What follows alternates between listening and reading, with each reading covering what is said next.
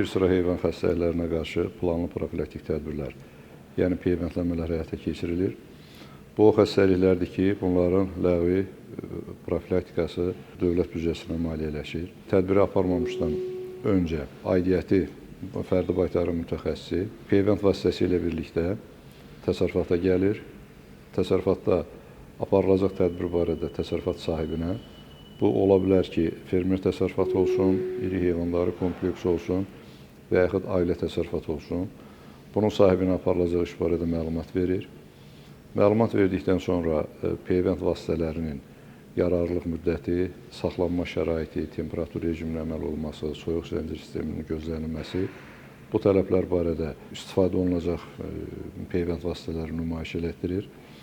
Heyvan sahiblərinin, yəni yenə də qeyd edeyim ki, həm istər iri heyvanlarıq təsərrüfatı olsun, istər ailə təsərrüfatı olsun, sahiblərinin vəzifəsinə aiddir ki, baytar mütəxəssislərinə bu tədbiri icra etmək üçün köməklik göstərsinlər.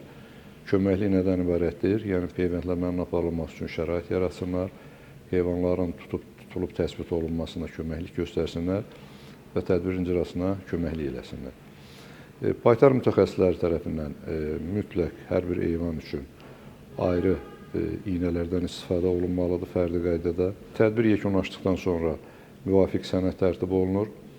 Yaxşı olar ki, məlumatlar heyvanların identifikasiyası və qeydiyyatı sisteminə işlənilsin.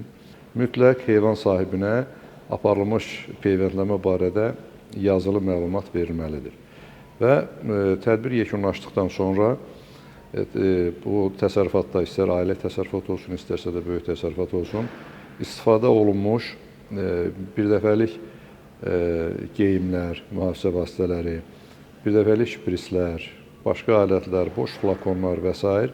mütləq bir yerə toplanaraq sonra zərərsizləşdirilməlidir ki, bunların ətraf aləmə yayılmasına imkan vermək olmaz. Tövsiyəmiz ondan ibarətdir ki, heyvan sahibləri baş verə biləcək epizootik halından qorunmaq üçün bu tələblərə əməl eləsinlər.